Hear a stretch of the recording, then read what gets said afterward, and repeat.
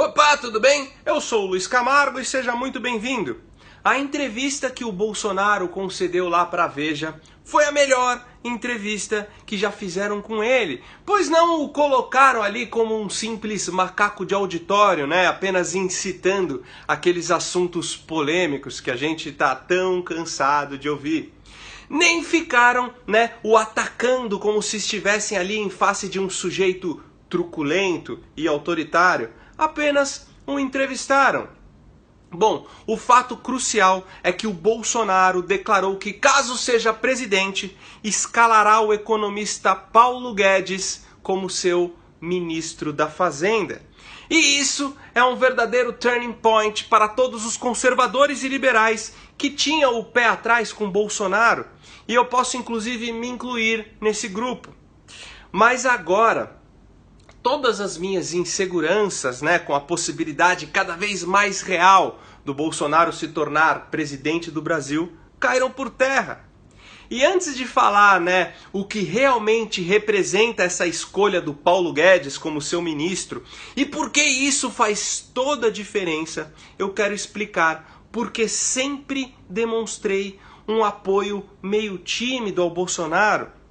A verdade é que eu nunca enxergava nele um político devidamente preparado para ser um presidente, talvez um ministro da Defesa, um ministro da Segurança, mas não o chefe do Executivo.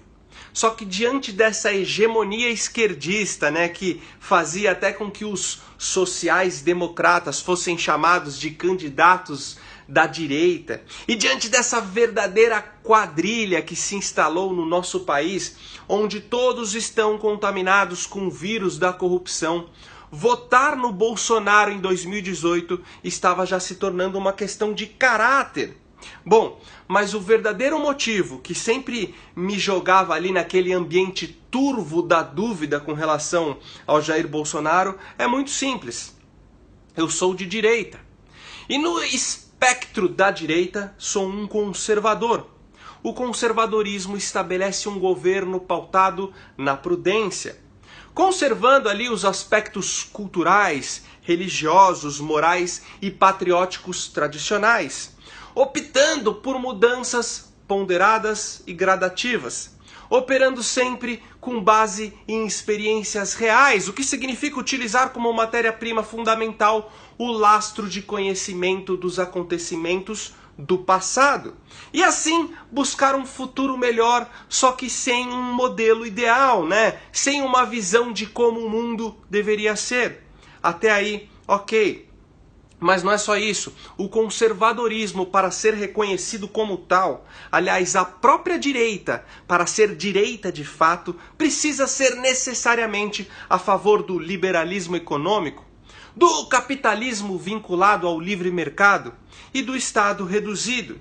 E é por isso que os liberais, mesmo não convergindo com os conservadores nas pautas morais e culturais, podem ser considerados de direita também.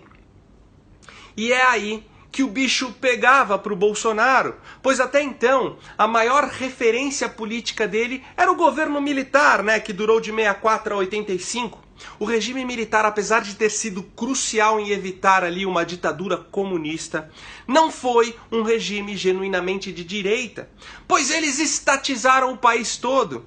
Eram economicamente protecionistas, criaram inúmeras estatais, aumentaram os subsídios e assim, após saírem do poder, deixaram como legado o ambiente perfeito para que os socialistas deitassem e rolassem. Outra referência do Bolsonaro é o Enéas. E com todo respeito, eu não concordo que ele foi o melhor presidente que o Brasil não teve, como o pessoal fica reverberando por aí. O falecido Enéas parecia ser sim uma pessoa de caráter, com um caráter irrepreensível, e é inegável que era extremamente inteligente e erudito. Ele defendia os valores cristãos e as pautas morais conservadoras, assim como o Bolsonaro, só que o Enéas era extremamente nacionalista. Defendia a soberania do Estado, o fortalecimento das nossas estatais e o protecionismo econômico, ou seja, muito semelhante com a dinâmica dos militares. Veja bem, eu não estou aqui falando, né, que as questões econômicas são mais importantes que as morais e culturais. Como vocês sabem, eu sou um conservador, não sou um liberal. Confesso até que eu preferia um Enéas no governo do que um liberaloide, né, que aceita todo tipo de degradação cultural no país em nome de uma pseudo-liberdade. Mas a bem verdade é que desde o golpe que originou a nossa república, nunca fomos livres economicamente. Nunca fomos de fato de direita. Marechal Deodoro da Fonseca, ali, nosso primeiro presidente, era um positivista que deu início a esse nefasto capitalismo de compadrio. Vargas foi um estatista fascista que aumentou exponencialmente os poderes e a influência do Estado sobre a sociedade. Criou a Petrobras, o BNDES e a CLT e foi quem mais contribuiu para o movimento sindicalista. Mas enfim, a questão é que por muito tempo o Bolsonaro não se posicionava, né, com relação à sua visão econômica, nem em seus discursos, nem em suas entrevistas. Só que de um tempo para cá, aí, depois de muita pressão, ele começou a falar, né, que era a favor do Estado mínimo e a favor de algumas privatizações. E isso já começou a ser um bom sinal. Mas só que ele falava essas coisas de forma muito rasa, né? Com a justificativa de que não entendia de economia e que deixaria isso a cargo do seu ministro. Ok, mas quem seria esse ministro? Um general do exército? Um estatista que anelaria por aumentar a soberania do Estado? Ou seja, mesmo apoiando o Bolsonaro aí pelo seu posicionamento moral e pela sua postura anti-establishment, para mim, essas questões econômicas são essenciais também. E o Bolsonaro deixava essa lacuna em aberto, o que me ressabiava bastante. Até que finalmente, nessa última coletiva, ele anuncia sua parceria com o economista Paulo Guedes. E para quem não sabe, Paulo Guedes é um grande representante do liberalismo econômico clássico. É um dos fundadores do Instituto Milênio. É um dos fundadores do Banco Pactual e foi CEO da IBMEC. E o mais importante de tudo é que ele é PhD em economia pela Universidade de Chicago.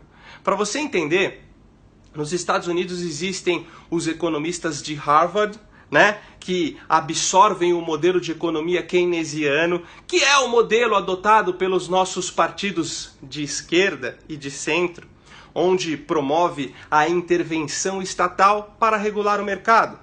E tem os economistas da escola de Chicago, intitulados de monetaristas, que seguem o modelo desenvolvido por George Stigler e Milton Friedman, ambos laureados com o Prêmio Nobel de Economia. No modelo de Chicago, prevalece o mercado livre, né, com maior retração do governo em prol da iniciativa privada. Isso significa Estado enxuto e eficiente, menos impostos e mais liberdade econômica. Esse é o modelo conservador de economia que nunca tivemos no Brasil, que foi, né, adotado na íntegra por Ronald Reagan nos Estados Unidos, pela Margaret Thatcher na Inglaterra. Inclusive o regime do Pinochet no Chile, diferente dos militares aqui no Brasil, mandou trazer os cabeças da escola de Chicago para fomentar o sistema econômico do país. E desde então o Chile passou a ser, né, o nosso vizinho mais economicamente livre e como resultado se tornou o país mais próspero e de desenvolvimento mais rápido da América do Sul, dando um pau no Brasil. Precisamos entender, né, que os anos aí de influência esquerdista nos deixaram preguiçosos, sempre à espreita do que o governo pode fazer para melhorar nossas vidas, né, e o que pode fazer para resolver nossos problemas. Enquanto nos países de base direitista, né, como os Estados Unidos, por exemplo, as pessoas sempre pensaram no que elas poderiam fazer para resolver as suas mazelas, né, e para conquistar aí todos os seus desejos, sem esperar nada do Estado. A maioria dos brasileiros querem um governo provedor, serviços públicos de qualidade, estatais funcionando a todo vapor, e essa forma de pensamento que promove uma nação economicamente inviável e corrupta. Temos que anelar por viver livres, da interferência estatal na condução das nossas vidas e famílias, livres da influência estatal para gerir nossos negócios, nossa propriedade, nossa previdência e nossas relações trabalhistas. Afinal, o Estado só pode nos dar algo tomando o recurso da própria sociedade. Não existe almoço grátis. O governo é formado por homens. E nenhum homem, além de você mesmo, é plenamente digno de confiança para administrar o seu dinheiro. Bom, e para encerrar, hoje eu não tenho mais o menor receio em apoiar o Bolsonaro. Ele será sim minha aposta para 2018. E sem essa aí de salvador da pátria, o Messias no caso se limita apenas ao seu sobrenome. Mas tudo indica que teremos pela primeira vez um conservador na condução do nosso país. E isso já é um grande passo para um Brasil diferente. Curte o vídeo, se inscreve no canal, compartilha nas redes, valeu!